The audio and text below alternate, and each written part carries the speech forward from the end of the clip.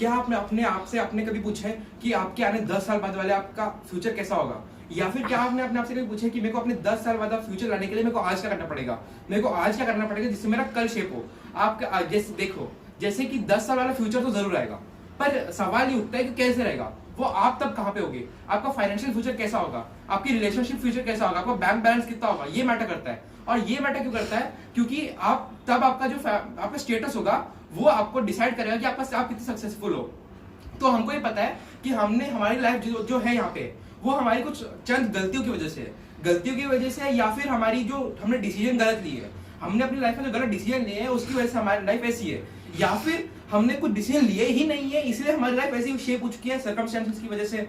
या फिर वो हमारी खुद की ही गलती है क्योंकि हमने डिसीजन लिए ही नहीं या फिर गलत डिसीजन लिए। और आगे हमारा ये है कि अगर हम गलत डिसीजन लेते हैं तो धीरे धीरे हमें एक्सपीरियंस आता है, और जैसे हमें धीरे धीरे एक्सपीरियंस आता है वो हमारा डिसीजन टेकिंग स्किल्स इंप्रूव होती रहती है, हमारा डिसीजन बहुत अच्छा मेकिंग स्किल्स हो जाती है। सो डिसीजन ये होता है, डिसीजन होता है कि अगर आप कोई डिसीजन लेते हो कि मेरे को अपनी लाइफ में 3,000 करोड़ की कंपनी चाहिए, तो ये डिसीजन आपका हो गया। अगर ये डिसीजन हो गया तो आपको अपने माइंड में से हर एक पॉसिबिलिटी आपको अपने माइंड में से कट कर देंगी है। फॉर एग्जांपल, अगर आपके माइंड में पॉसिबिलिटी आती है कि 3,000 करोड़ नहीं, 1,000 करोड़ ही चलेगा मुझे, 3,000 करोड़ है अगर मिल गया तो अच्छा है, पर 1,000 करोड़ भी चलेगा मुझे, तो इसकी अगर ये आपके मन में आ गया तो आपका 1 करोड़ भी नहीं कमाओगे क्योंकि आपके माइंड में पॉसिबिलिटी आ गई है।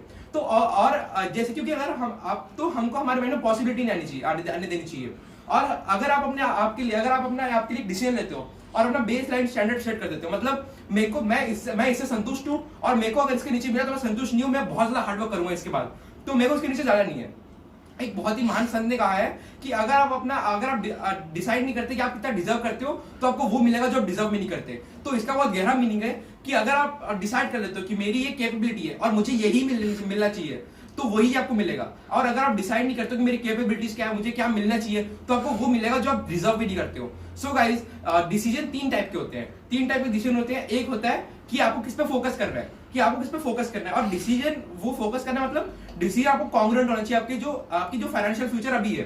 फॉर एग्जांपल, अगर आप अभी बिजनेस कर रहे हो तो आपका डिसीजन हो सकता है कि मेरे को अगले 3 साल में 3 साल में कंपनी 30 करोड़ की करनी है, तो आपकी ये डिसीजन आपका कॉन्ग्रुएंट हो गया फिर आपके बिजनेस से, तो आपके फाइनेंशियल डेस्टिनी से आपका ये जो है डिसीजन कॉन्ग्रुएंट हो गया।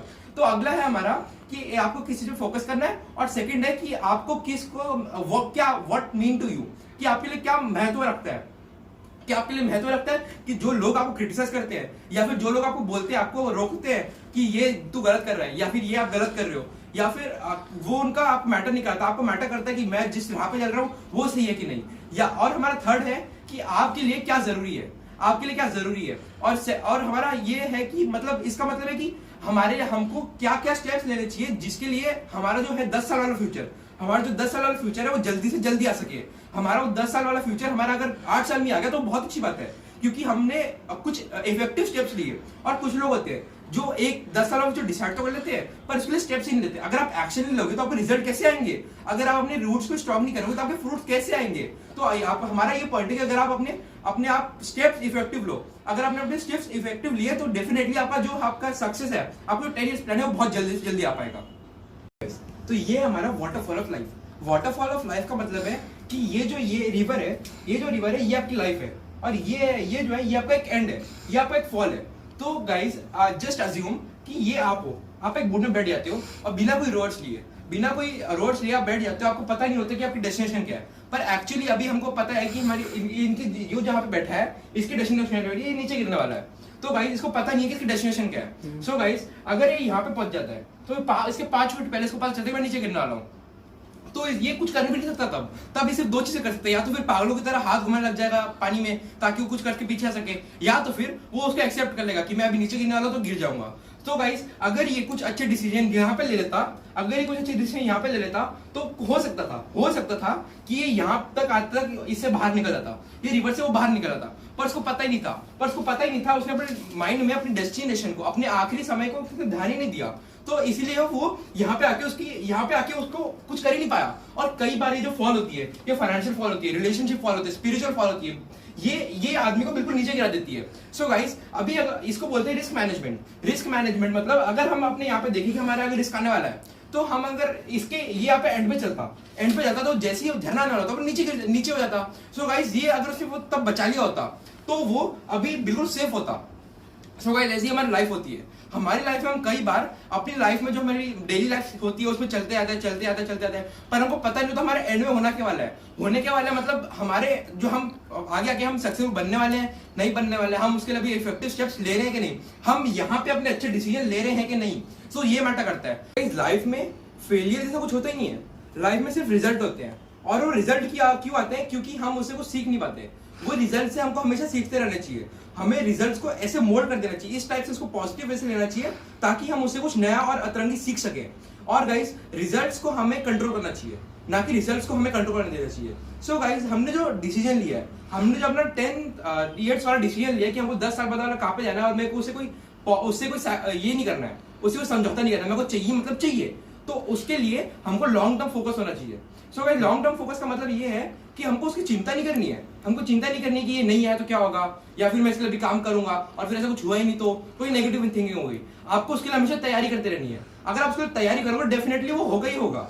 तो गाइस अगर हम उसकी तैयारी करते रहते हैं ना कि इसकी चिंता करते हैं तो डेफिनेटली हमारा पॉजिटिव वे से वाइब्रेशन जाएगी इस यूनिवर्स को और डेफिनेटली वो अकम्प्लिश होगा। सो गाइस अभी हम 5 ऐसे चीज सीखेंगे, 5 ऐसे चीजें स्टेप सीखेंगे जो हमारे डिसीजन मेकिंग स्किल को हार्नेस करेगा।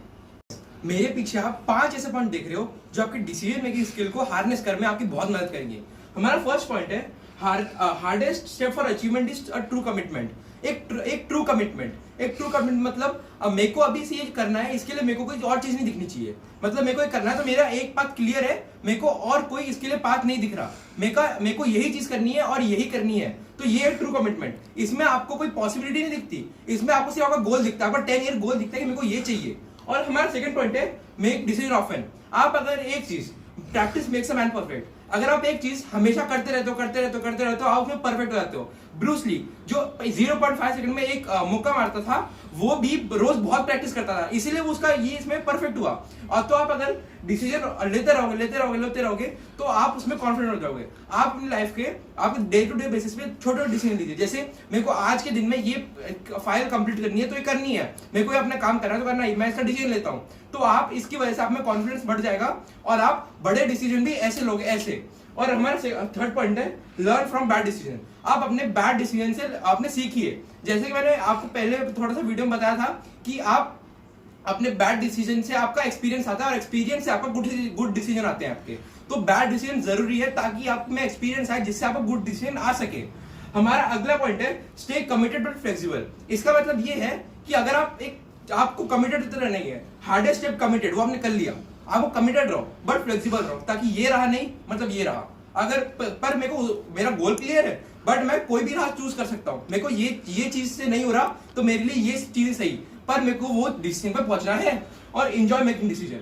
जैसे कि मैंने अपनी पिछली वीडियो में बताया था how to change a belief, तो उस पर मैंने बताया था कि आप हर चीज को पेन और प्लेजर से रिलेट करते हो। पेन मतलब पेन से अगर आप करते हो तो आप उसको करोगे नहीं, और पेन प्लेजर से करते हो तो आप उसको हमेशा करोगे। तो गाइस अगर आप उसकी ज्यादा जानकारी चाहिए तो मेरी पिछली वीडियो देखिए, उसमें मैंने आपको पूरा कंटेंट दिया इसका। सो गाइस इसमें अगर आप इसको एंजॉय मेकिंग डिसीजन मतलब अगर इसको आप प्लेजर से रिलेट कर देते हो तो आप इसको हमेशा करोगे, आप ये ऑफन करोगे और जिसकी वजह से आपका कॉन्फिडेंस बढ़ेगा और आप बड़े डिसीजन भी आसानी से ले पाओगे। So guys enjoy making decision. तो ये हमारे 5 पॉइंट्स हैं जिससे हम अपने डिसीजन मेकिंग स्किल्स को हार्नेस कर पाते हैं। सो गाइस मैं कंक्लूड करना चाहूंगा कि आप हमेशा अपने लाइफ में डिसीजन लीजिए, हमेशा आप अपने कमिटेड रहिए कि आपको जो करना है वो करना है। 10 साल में क्या आप अपने आप से पूछिए कि मेरे को आज क्या स्टेप लेना है जिससे मेरा कल चेंज हो, या फिर मुझे आज क्या स्टेप लेना है जिससे मेरा 10 साल वाला फ्यूचर आए, मुझे इफेक्टिव क्या स्टेप्स लेने हैं, मेरे लिए क्या जरूरी है लाइफ में। वो 10 साल जरूर आएंगे पर मैं तो कैसा होऊंगा आप डिसाइड कीजिए। और guys thank you for watching my video. और आप प्लीज लाइक शेयर और सब्सक्राइब कर दीजिए ताकि मुझे कॉन्फिडेंस मिले और मैं आपको और अच्छे से अच्छा कंटेंट दे पाऊं। So guys thank you for watching my video. God bless you.